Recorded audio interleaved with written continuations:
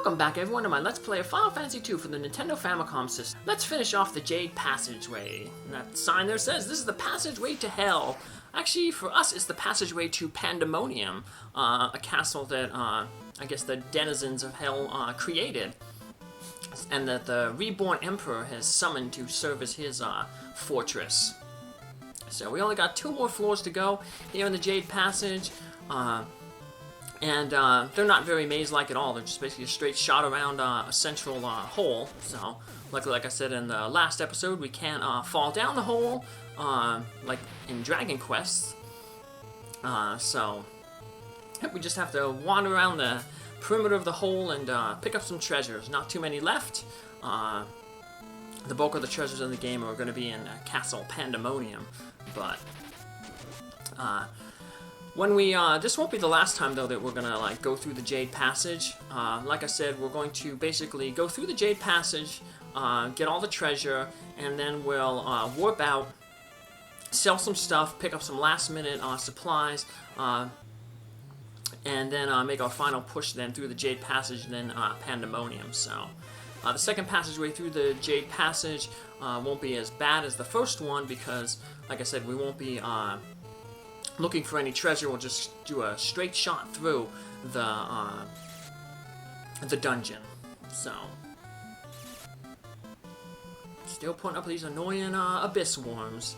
So, but they're, I guess, the last chance for us really to raise our magic defense, magic evasion. So, raise Fess's cure spell as well.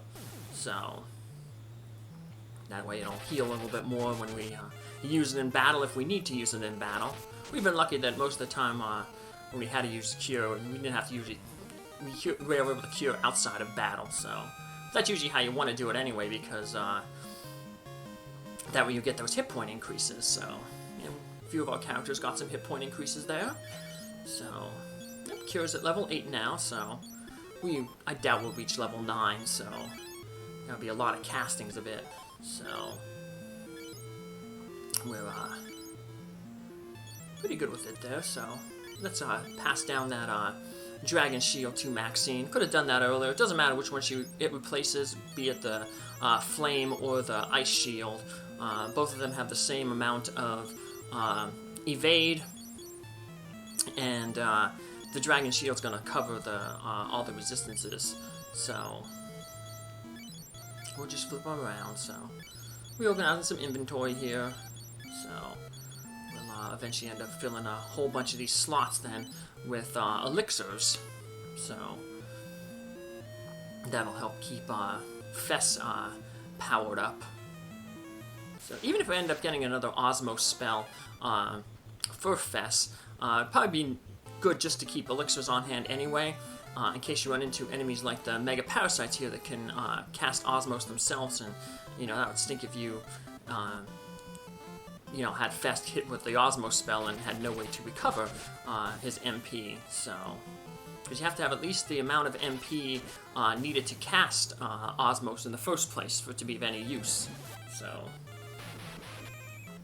but take care of those Mega Parasites first, because we don't want to waste any elixirs. Although, like I said, it's not that much of a problem because we have so much money. The exact opposite of what it was like in the beginning of the game when we had no money. And now we just have more than enough money to buy everything we ever needed. So we could probably fill our entire inventory with elixirs and still have money left over. So let's grab this chest here, a high potion.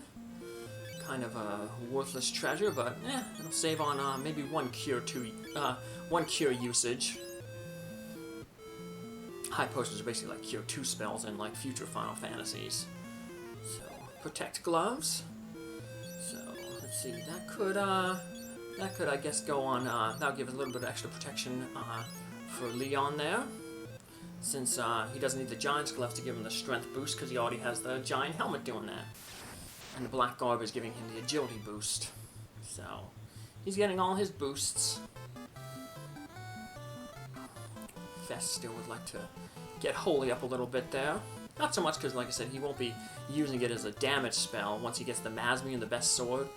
But having him use it in battle here helps increase the chance that he will gain some spirit. Spirit being the stat that dictates how potent your white magic is. So, and getting some more use on the Osmos. We want to get that up to level 4. So, just to get everything to fulfill the OCD-ness in me, to get all my support spells to level 4, half of what the attack spells will be. So, still got, I think, to get Fire and Blizzard up to level 8 yet. Another high potion. And hey, we got a green dragon. So, we ran into this guy as a mini-boss in the Cyclone. So, he is the one that I believe is weak to, I believe it's a Thunder? I think he's weak to. Yeah, I think this guy uses the Scourge spell, and it's the opposite, so. But, we got a preemptive strike on him, and he's rank 7, so we should get some good experience for our Osmos spell. There.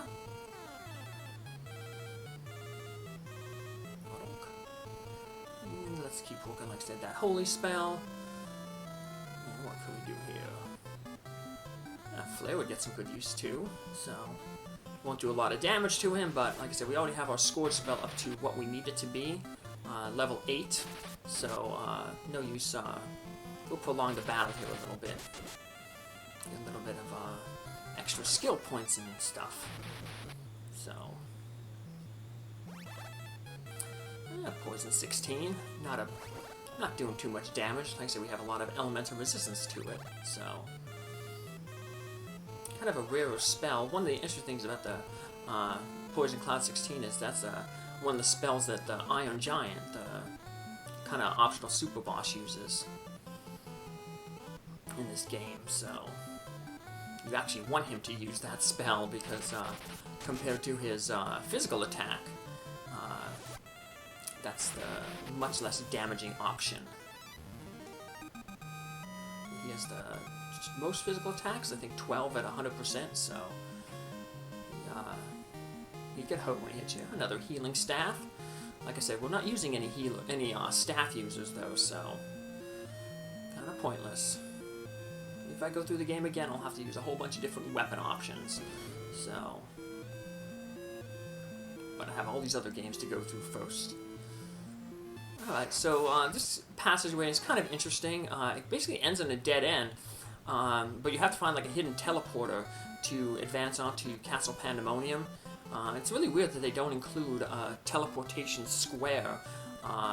Normally the game, you know, when you have to teleport somewhere, they include like a little sprite to show like, hey, step here. But they don't do it here. But, you know, I guess you figure at the end of the thing, you just start wandering around. If you got to this dead end, you'd be like, where am I going, where am I going? And eventually you'd stumble upon it. So the dead end room that you get to is pretty small. I think it's only about 12 squares. So I guess it's just wandering around. But still, it's kind of a mean move of the programmers to do. They should have just put in a little teleport square. That's one of the interesting things about, speaking of teleport. Teleport is the only way to leave Castle Pandemonium. We have the warp spell, and normally you can like cast warp a whole bunch of times to warp out of a dungeon. It takes you back one floor. However, if you get to Castle Pandemonium, and I'll show it off, if you use the warp spell, it just warps you back to the tile that warps you to Castle Pandemonium. So you basically just get stuck in a loop. So yeah, once you get to Castle Pandemonium, your only way to get out of it is to use the teleport spell. So, like I said, we will show that off, but first we gotta get to Castle Pandemonium, and blocking our way is more of these Chimera Sphinxes, which are kind of one of the weaker enemies in this area, so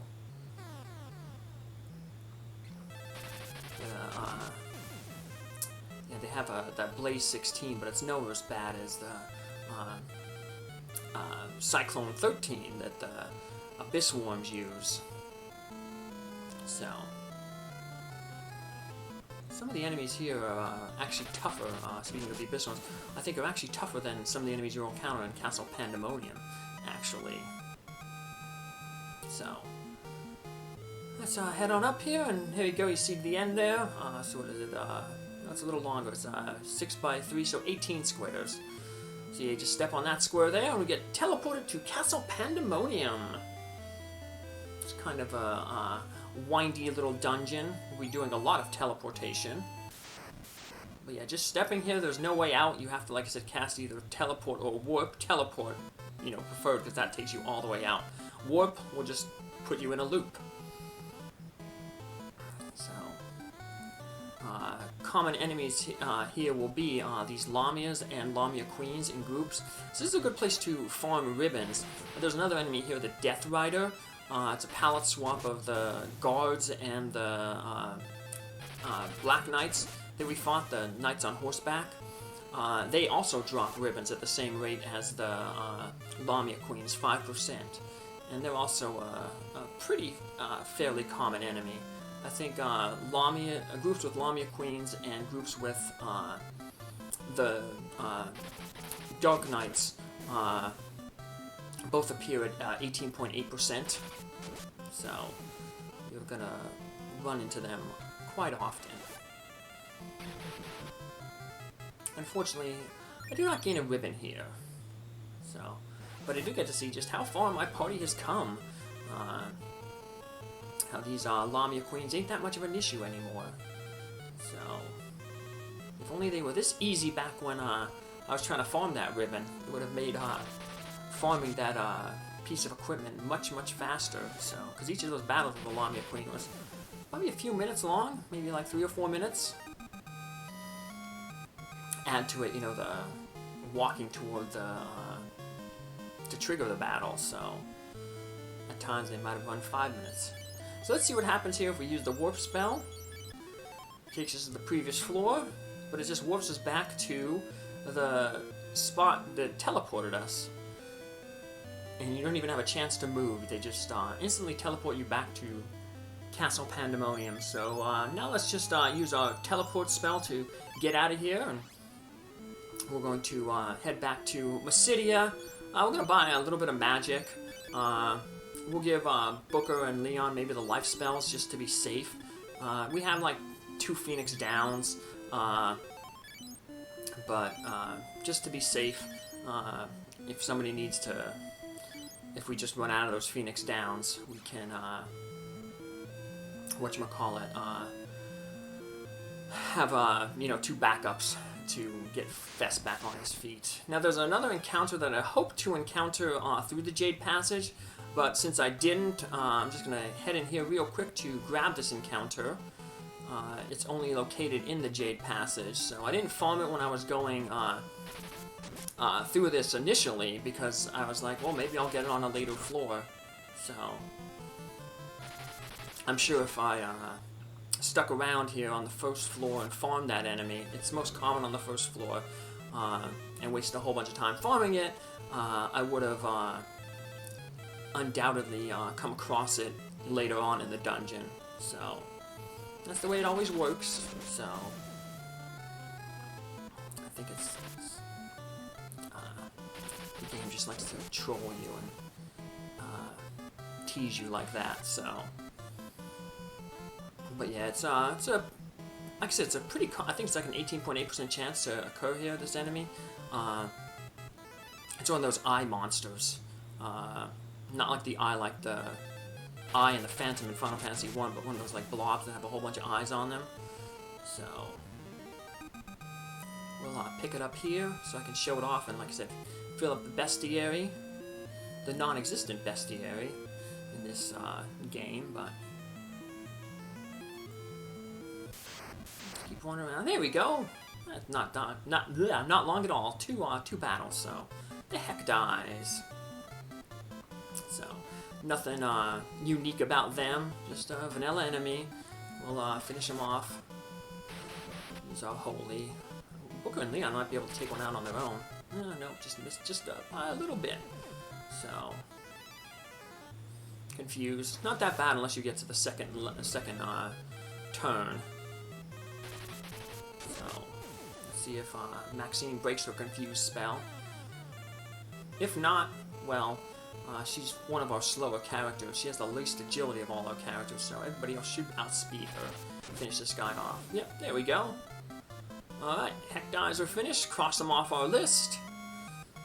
Now I can just head on back to Mysidia.